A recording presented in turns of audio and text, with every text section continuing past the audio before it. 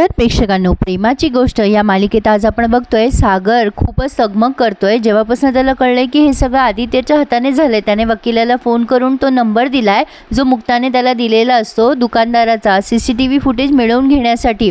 आता तो मनात विचार करतोय, म्हणजे फोन झाल्यानंतर वकिलाला फोन करतो तो आणि सांगतो की ते नंबर दिलाय ते फुटेज तुम्ही तुमच्याकडे ठेवून घ्या।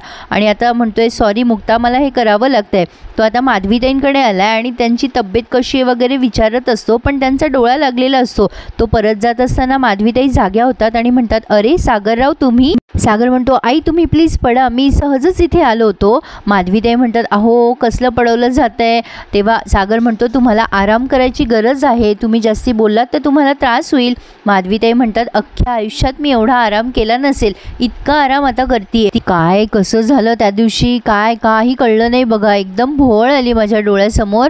आणि मला एक कळत नाही, अशा लोकांना गाडी चालवायचं लायसन्स मिळतं तरी कसं? सागर म्हणतो, आई तुम्ही एवढा विचार नका ना करू, जास्ती स्ट्रेस नका घेऊ। आता माधवीताई त्यांचा हात पुढे करतात आणि म्हणतात, सागरराव मला तुमचा हात द्या।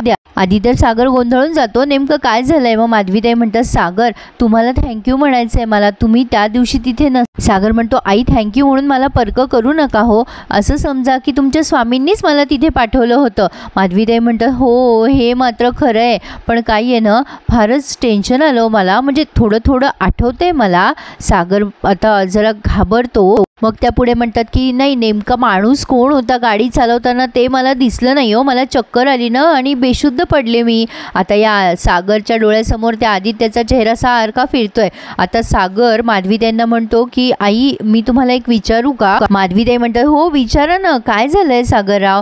सागर म्हणतो की नाही म्हणजे मला असं विचारायचं होतं, एखाद्या माणसाकडनं कधी चूक झाली, म्हणजे ती चूक चुकून झाली असेल आणि आपण जर ती झाकायचा प्रयत्न केला असेल त्या चुकीला, म्हणजे तर ते चुकीचं आहे का म्हणजे ती चूक समोर आणली गेली पाहिजे?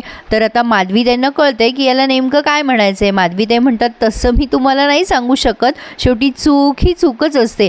पण तुम्हाला सांगते सागरराव, एखाद्याचं भलं होत असेल आपल्या खोटं बोलण्यामुळे तर काही हरकत नाही आहे त्या माणसाची बाजू घ्यायला। हां, पण ती चूक पुन्हा होऊ नये याची काळजी मात्र घ्यायला हवी, कारण आपण बाजू घ्यावी आणि त्या माणसाने ती चूक पुन्हा करावी त्यासाठी हे सगळं बरोबर नाही। हं, खरं तर प्रेक्षकांनो, सागरला कळायला हवं की मुक्ता आणि तिची आई दोघी पण मॅच्युअर्ड आहे आणि नक्कीच आदित्यचं नाव सांगितल्यावरती हे सगळं प्रॉब्लेम त्या समजून घेतील। असो, पण काहीतरी मालिका वाढवायची आहे म्हणून दाखवत राहतात। तर आता इकडे हा कार्तिक टाळ्या वाजून सावनीला म्हणतो, वा वा सावनी, काय प्लॅन बनवलायस तू, म्हणूनच तर तू सावनी आहेस। आता सावनी म्हणते, मग आहेच मी तशी, आता मला ना त्या मुक्ताला रिअलाइज करून द्यायचं आहे की सागर तिच्याशी कसा खोटं बोलतो। कार्तिक म्हणतो, तुझं प्लॅनिंग भन्नाट आहे ग सावनी, म्हणजे सगळं काही आदित्यवर लोटलंयस तू, म्हणजे वजीरही जगणार नाही आणि समोरचा प्यादा पण मरेल।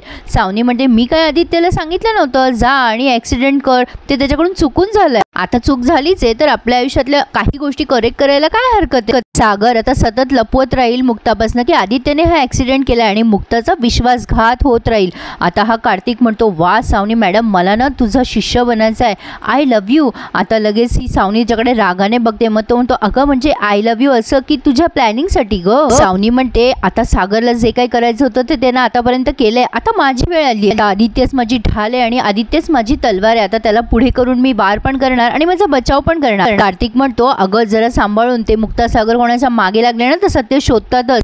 सावनी, काळजी तू करू नकोस, हा प्लॅन सक्सेसफुल होणारच आहे आणि आपण जिंकणार पण।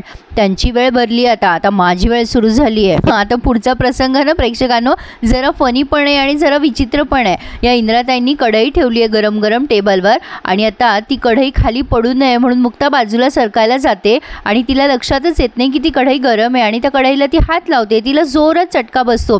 सागर आणि बापू धावत येतात, सागर तिच्या हाताला मलम लावत असतो आणि म्हणतो, काय तुम्ही पण मुक्ता, असं गरम गरम कढई कशाला पकडलीस? बापू पण म्हणतात, अगं कशाला हे केलं सुनबाई? बापू इंद्राताईंना म्हणतात, अगं ती कढई बाजूला कर इंद्रे लवकर। सागर म्हणतो, तुम्ही पण ना मुक्ता? आता प्रेक्षकांनो, या इंद्राताईंच्या मनामध्ये एवढीशी सुद्धा दया नाहीये का मुक्तासाठी? इंद्राताई खेकसतात मुक्तावर आणि म्हणतात, काय ग, मीच ठेवली होती ती कढई गरम गरम, मी झाकण आणायला गेले तर कशाला हात लावला ग तू? मुक्ता म्हणते, अहो मम्मी, मला वाटलं ती कढई खाली पडेल म्हणून मी ते बाजूला करायला गेले, माझ्या लक्षातच नाही आलं। सागर तिला तो मलम लावून देत असतो आणि या इंद्राताई म्हणतात, काही पडली बिडली नसती, मी व्यवस्थित ठेवली होती ती कढई। सागर म्हणतो जास्ती जोरात नाही ना बसला चटका, बरं वाटतंय ना? आता इंद्राताईंना काही सहन होत नाहीये हे सगळं. त्या लगेच म्हणतात सागरचे बाप्पा आता एक काम करा, आता सोक्ष होऊनच जाऊ द्या. ते बापू म्हणतात काय झालं इंद्रे आता? इंद्राताई म्हणतात ए बाई अगं तुम्हाला आता जेलमध्ये तर नाही ना टाकणार? अगं बाई मी मुद्दाम नाही केलं, चुकून झालं माझ्याकडून. बापू म्हणतात अगं इंद्रे काय बडबडतीयस तू, अगं काय तर भान ठेव. इंद्राताई म्हणतात नाही नाही मी बरोबर बोलतेय, हिला जे वाटलं ते करते. नाही आधी जावायला आत टाकलं, आता सासूला आत टाके, आता पोलिसात देईल काही मला. बापू म्हणतात इंद्रे सकाळी उठल्यावर तू रोज हाच विचार करते का सुनबाईला काय काय त्रास द्यायचा आणि काय काय बोलायचं ते? आता लगेच या इंद्राताई म्हणतात हां खोटे आरोप लावायचं सगळं मगता तुमच्या सुनबाईकडेच आहे ना, बघितलं नाही का तुम्ही जावयावर कसे आरोप लावले तिने? आता तर काय म्हणे माझ्या जावयाने हिचा आईचा ॲक्सिडेंट केला. आता मुक्ता म्हणते अहो मम्मी ॲक्च्युली. बापू म्हणतात अगं गप्प बस ना इंद्रे. आता इंद्राताई म्हणतात एक नंबरची खोटारडी आहे ही, आधी माझ्या स्वातीवर आरोप लावला, माझ्या स्वातीच्या नवऱ्यावर आरोप लावला, काय तर म्हणे हिच्यावर जबरदस्ती केली म्हणे त्यांनी आणि हिच्या आईचा ॲक्सिडेंट पण करवला. बाई बाई बाई सागऱ्या आता तर मला सहन होत नाहीये, आता पाणी डोक्यावरून चाललंय, एक तर घरात ही राहील नाही तर मी राहील. मुक्ता म्हणत असते मम्मी माझ्या मनात असं काही नव्हतं. इंद्राताई म्हणतात बरोबर बोलते मिनी, आज तिने माझ्या जावयावर आरोप घेतला, उद्या माझ्या पोरीवर घेईल, लकीवर तर आरोप घेतेच ती आणि माझ्यावर पण आरोप घेईल, मला घराच्या बाहेर काढून टाकेल ही.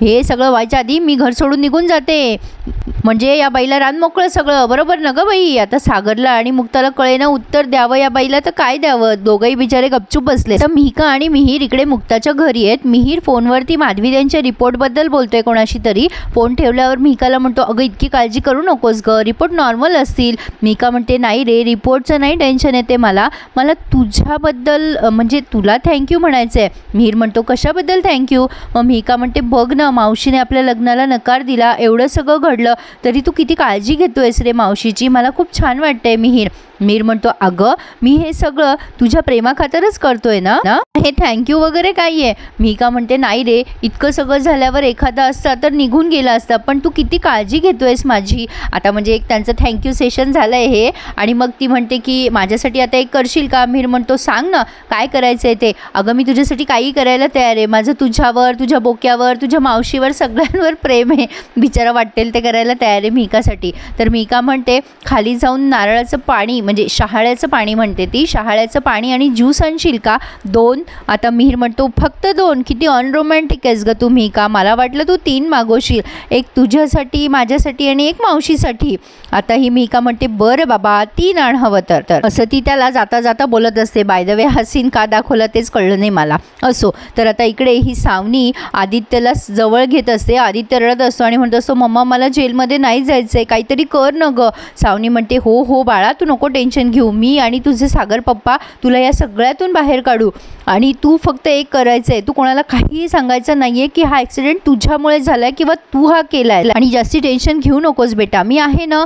आता आदित्य तिला बिलगतो. हे असं काही पण दाखवतात मालिकेमध्ये आणि मग लहान मुलं त्याचं अनुकरण करतात. हे खरं तर खूप चुकीचं आहे दाखवणं.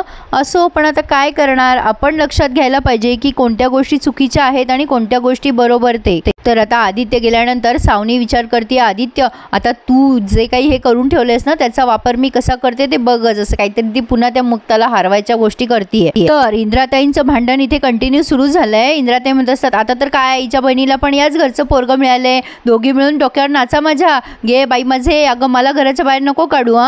मुक्ता म्हणते अहो आई असं का बोलताय, मी असं का करेल. आता लगेच इंद्राताई म्हणतात नाही कसं, माझ्या स्वातीचा संसार तर मोडलास ना तू. माझं लकी माझ्या घरात जेवत नाही, तो म्हणतो मम्मी मी पिऊ नये, मी साहेबांच्या घरी कसं काय जेवेल. माझी कोमल तर अभ्यास करायला बाहेरच जाते, एक एक करून माझी पोरं घराबाहेर चालली तुझ्यामुळे. आता तर काय तू मोकळी झाली आहे या घरात, तुझं रान मोकळं झालंय. आता तर काय तुझ्या आईला उडवलंय म्हणतीये माझ्या जावयानं. मला तर आता भीती वाटायला लागली आहे, मला पण जेलमध्ये टाकल ही बाई, त्यापेक्षा मीच घर सोडून निघून जाते. आता सागरला आणि बापूंना डोकं दुखायला लागलं या दोघांचं इंद्राताईंच्या भांडणामुळे. शेवटी सागर म्हणतो अगं आई मी सांगितलं ना हे सगळं माझ्यामुळे गैरसमज झालाय आणि हे बघ मी हे सगळं सॉर्ट आऊट करेल गा आई, तू इतकी चिडचिड नको करूस. आता हा सागर बिचारा त्याच्या आईला समजून सांगायला जातो जवळ जाऊन, अगं आई हे बघ मी वाटलं तर स्वातीची माफी मागून घेतो, पण इंद्राताई त्या काय समजणार आहेत का? त्या म्हणतात अरे सागर, अरे बाबा तू काही माफी बिफी मागू नको, तू काही काळजी करू नको, त्याच्यापेक्षा मीच माझी बॅग भरून ठेवते, उद्या जर मला कोणी काही बोललं तर मी लगेच बॅग भरून निघून जाईल इथून. मग बैस बाबा तुझ्या बायकोला घेऊन घरात. आता असं म्हणून ती बाई निघून जाते. बापू नुसतं याच्या खांद्यावर हात ठेवतात, म्हणतात काळजी नको करू, आणि दोघं एकमेकांकडे असे काहीसे बघतायत, मजबूर झालेत बिचारे. सागर तिच्यापासून लपवतोय आणि मुक्ताला तर बिचारीला काही माहिती नाही आहे. असो, पण घरात असे वादविवाद असले ना की मन थाऱ्यावर राहत नाही, हे मात्र नक्की. तर प्रेक्षकांनो पुढे आपण बघतोय हा सागर सावनीशी बोलत असतो, तर तो मुक्ताला खोटं सांगतो की तो मिहीरशी बोलतोय, पण मुक्ता ते पकडते आणि म्हणते खोटं का बोलताय तुम्ही, सावनीशी बोलत आहात ना, माझ्या लक्षात आलं होतं. आता सागर मुक्ताला खरं खरं कधी सांगतोय याचीच आपण वाट बघूया. असा होता आजचा रिव्ह्यू. आवडल्यास प्लीज लाईक, शेअर आणि सबस्क्राईब करायला विसरू नका.